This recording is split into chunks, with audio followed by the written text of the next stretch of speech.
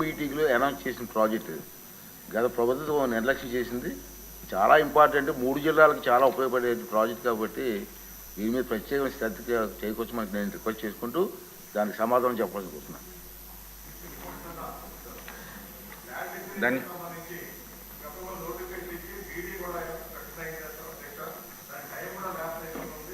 అది ఇమీడియట్గా ఆ అమౌంట్ కొంత రిలీజ్ అయ్యి 2 గ్రామాల వాళ్ళు ఉండిపోయారు అధ్యక్ష. అవి కూడా చేయకపోతే ఇబ్బంది అవుతుంది, మళ్ళీ కొత్తగా ల్యాండ్ అక్విజిషన్కి ఇవ్వాల్సి వస్తుంది అధ్యక్ష. ఓకే సార్, ధన్యవాదాలు అధ్యక్ష. ఏదైతే ఉత్తరాంధ్ర సుజల స్రవంతి ప్రాజెక్ట్ ఏదైతే ఉందో ఇది మరి చంద్రబాబు నాయుడు గారి యొక్క కళ అధ్యక్ష. ఏదైతే గోదావరి వరద నీరు 63.20 టీఎంసీల నీటిని తరలించి దగ్గర ఉత్తరాంధ్రలో ఉన్నటువంటి 8 లక్షల ఎకరాలకు సాగునీరు అందించాలనేటువంటి ఉద్దేశం, 30 లక్షల మంది ప్రజలకు త్రాగునీరు అందించాలనేటువంటి ఉద్దేశంతో అందులో కూడా పర్టికులర్గా ఏదైతే ఈ యొక్క అనకాపల్లి, విశాఖపట్నం, విజయనగరం, పార్వతీపురం, మన్యం, శ్రీకాకుళం జిల్లాలకి ఈ యొక్క ఉత్తరాంధ్ర సుజల స్రవంతి ప్రాజెక్టు ఒక లైఫ్ లైన్గా ఉండాలనేటువంటి ఆలోచనతో మరి ఎన్డీఏ ప్రభుత్వం ఉంది అధ్యక్ష. ఏదైతే ఈ యొక్క ఇంత ఇంపార్టెంట్ అయినటువంటి ఉత్తరాంధ్ర సుజల స్రవంతి మరి ఏదైతే ఆ రోజు 2009లో మరి 7,214 కోట్లకి పరిపాలనా పరమైనటువంటి అనుమతులు ఇచ్చారు తప్ప తర్వాత ఈ యొక్క పనులకు సంబంధించి ఏ మాత్రం కూడా జరగనటువంటి పని మీ దృష్టికి తీసుకొస్తున్నాను అధ్యక్ష. అటువంటి సందర్భంలో ఏదైతే 2014లో తెలుగుదేశం ప్రభుత్వం అధికారంలోకి వచ్చిన తర్వాత ఆ రోజు 2017లో ఆ రోజు చంద్రబాబు నాయుడు గారు మరి ఫేజ్ 1గా ఏదైతే 10 టీఎంసీల నీటిని దగ్గర 1,30,000 ఎకరాలకు సాగునీరు అందించాలనే ఉద్దేశంతో అధ్యక్ష ఈ ఫేజ్ 1లో మీది కూడా నర్సీపట్నం, అందులో కూడా 40,000 ఎకరాల వరకు కూడా ఇందులో ఉంది. ఈ రకంగా ఆయన ఏదైతే 2,022 కోట్లకు ఆ రోజు టెండర్స్ని పిలిచడం జరిగింది. ఫేజ్ 1లో దగ్గర కొంత ఎర్త్ వర్క్, అదేవిధంగా సర్వే మాత్రం జరిగినటువంటి స్థితిలో మళ్ళీ 2019లో ప్రభుత్వం మారడంతో 2019, 2024 5 సంవత్సరాల్లో గత వైఎస్ఆర్సీపీ ప్రభుత్వం ఈ ఫేజ్ 1కి చేసింది 0 అధ్యక్ష. అదేవిధంగా ఏదైతే 2020లో ఆర్భాటంగా ఫేజ్ 2 అని చెప్పి ఏదైతే 15,028 కోట్లు ఫేజ్ 2కి, ఫేజ్ 1కి 2,022 కోట్లు, మొత్తం 17,050 కోట్లు పరిపాలన అనుమతులు అయితే ఇచ్చారు తప్ప 5 సంవత్సరాల్లో 5 రూపాయల పని కూడా గత వైఎస్ఆర్సీపీ ప్రభుత్వం చేయలేనిటువంటి పరిస్థితి రికార్డుల పరంగా కూడా ఉన్నటువంటి పరిస్థితి అధ్యక్ష. మరి ఇటువంటి స్థితిలో ఏదైతే మరి ఈరోజు మేము కూడా ఆ నివేదిక తెప్పించి పరిశీలన చేసినటువంటి పరిస్థితుల్లో ఏదైతే ఇక ఫేజ్ 2కి సంబంధించి ఇంకా మెయిన్ కెనాలు, అదేవిధంగా ఒక లిఫ్టు, 3 రిజర్వాయర్స్ అంటే ఏదైతే Bhudevi, VNPuram, Tatipudi reservoirs, distribution system, అదేవిధంగా పంపు హౌసెస్, అదేవిధంగా R&R, ఇంకా 38,000 ఎకరాలు మరి ఏదైతే సభ్యులు చెప్పినట్లుగా భూసేకరణ కూడా చేయవలసి ఉంది అధ్యక్ష.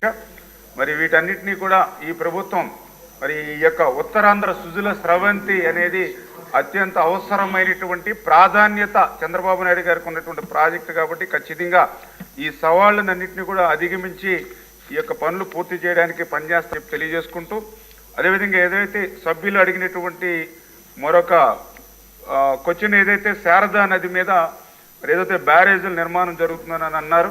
ఏదైతే ఈ శారదా నది అనేది అనంతగిరి నుంచి ఎస్రాయం వరకు 125 కిలోమీటర్లు ఏదైతే ఉందో మరి ఇక్కడ గ్రోయిన్స్, చెక్ డ్యామ్స్ అంటే దగ్గర 24 స్కీమ్స్ వరకు కూడా ఈ శారదా నది మీద ఉన్నాయి. ఈ దగ్గర 40,000 ఎకరాల వరకు కూడా ఆయకట్టుకి మరి సాగునీరు అందిస్తూ ఉంది.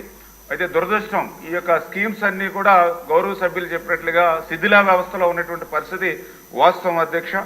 అందులో కూడా పర్టికులర్గా 4 స్కీమ్స్ అయితే మొత్తం దెబ్బతిన్నటువంటి పరిస్థితుల్లో 2018లో మనం పునఃప్రారంభించాలనే ఉద్దేశంతో ఆ రోజు తుమ్మపాల గ్రోయిన్ మరి ఆ రోజు 23.86 కోట్లు 2018లో నిధులు మంజూరు చేశాం.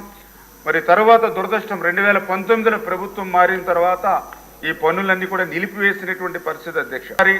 అదేవిధంగా ఏదైతే గోకివాడ గెడ్డ రెగ్యులేటర్ ఇట్లా ఏదైతే ఈ 4 స్కీమ్స్ ఏవైతే ఉన్నాయో 19, 24లో ₹1 కూడా పెట్టకుండా ఇచ్చినటువంటి అనుమతులను కూడా రద్దు చేసి జీరో చేసినటువంటి పరిస్థితి అధ్యక్ష.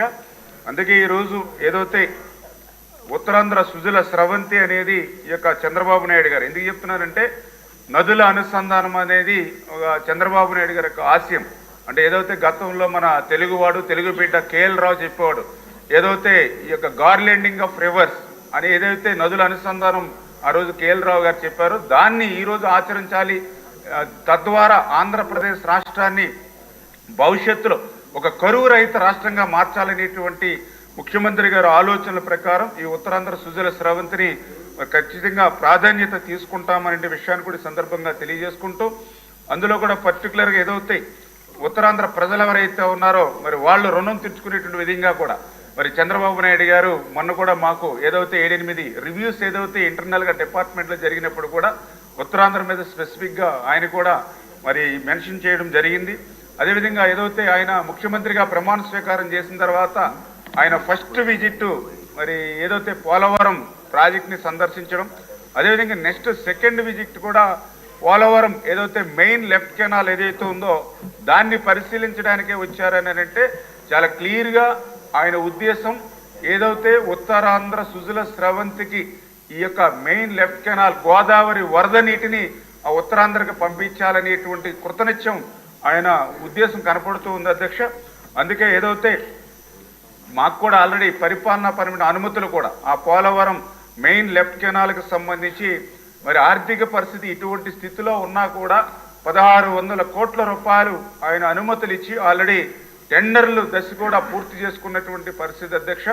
అంటే వచ్చినటువంటి 5 నెలల కాలంలోనే ఆర్థిక పరిస్థితి చిన్నాభిన్నమైనటువంటి స్థితిలో కూడా ఆ పోలవరం లెఫ్ట్ మెయిన్ కెనాల్కి మరి ఫస్ట్ ఫేజ్గా 1600 కోట్ల రూపాయలు నిధులు ఇచ్చి ఇప్పుడు టెండర్స్ పిలిచి ఏదైతే పనులు రేపు నెలలో ప్రారంభిస్తూ ఉన్నామని అంటే ఉత్తరాంధ్రకు ఈ యొక్క ముఖ్యమంత్రి గారు కానీ ఎన్డీఏ ప్రభుత్వం ఇచ్చేటువంటి ప్రాధాన్యత అదే ఒక ఉదాహరణ అనే విషయాన్ని కూడా తెలియజేసుకుంటూ ఖచ్చితంగా రేపు భవిష్యత్తులో కూడా ఆ పనులను కూడా అనుకున్నటువంటి సమయానికి దానికి కూడా నిర్దేశం కూడా ఇచ్చారు అధ్యక్ష. ఏదో మనం టెండర్స్ పిలిచాము ఏదో 4 సంవత్సరాల్లో 10 సంవత్సరాల్లో కాదు, మాకు టైం బాండ్ కూడా ఆ ఏదైతే మెయిన్ లెఫ్ట్ కెనాల్ వర్క్స్ కూడా ఇమ్మీడియట్లీ నెక్స్ట్ మంత్ స్టార్ట్ చేసి వచ్చే సీజన్కి అంటే 2025 జూలై కల్లా ఏదైతే ఆ యొక్క గోదావరి వరద నీటిని ఉత్తరాంధ్రకు అందించాలనేటువంటి విధంగా చంద్రబాబు నాయుడు గారు కూడా మాకు నిర్దేశం చేయడం జరిగింది. తప్పనిసరిగా ఇవన్నీ కూడా పూర్తి చేస్తామని చెప్పి మీ ద్వారా తెలియజేసుకుంటున్నాం అధ్యక్ష. మంత్రి గారు కూర్చోండి.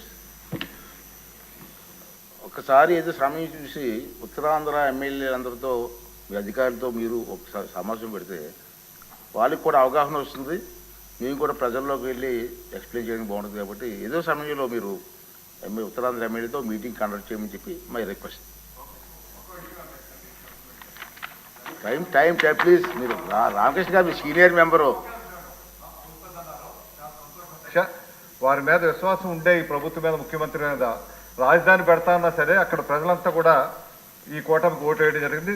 తర్వాత మంత్రిగా చెప్తూ 1.5 సంవత్సరాల్లో లెఫ్ట్ కెనాల్ అయిపోద్దంట, దానికి సంబంధించి డిస్ట్రిబ్యూటర్ కెనాల్స్ సంబంధించి ల్యాండ్ ఎక్విజిషన్ చేసి ఇప్పటి నుంచి చేయకపోతే అది పూర్తయినా సరే రైతులకి అందుబాటులో నీరు ఇచ్చేటువంటి అవకాశం ఉండదు. కాబట్టి దయచేసి ఆ విషయంలో కూడా ఇప్పటి నుంచి ఆ పనులు కూడా మొదలు పెట్టాలని కోరుతున్నాను అధ్యక్ష. క్వశ్చన్ అవర్ ఇన్ టైంలో పూర్తి చేయాలండి, అంచేది కొంచెం సహకరించాలి సార్ ప్లీజ్.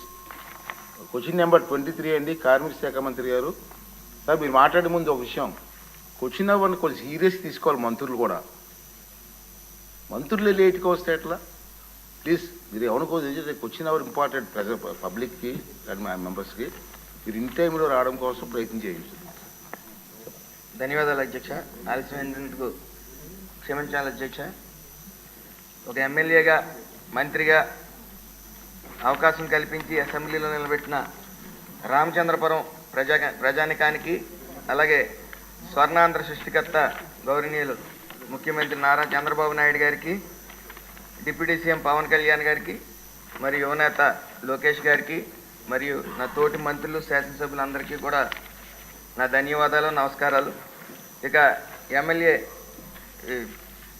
తణుకు ఎమ్మెల్యే గారు రాధాకృష్ణ గారు అడిగిన ప్రశ్న విషయానికి వస్తే,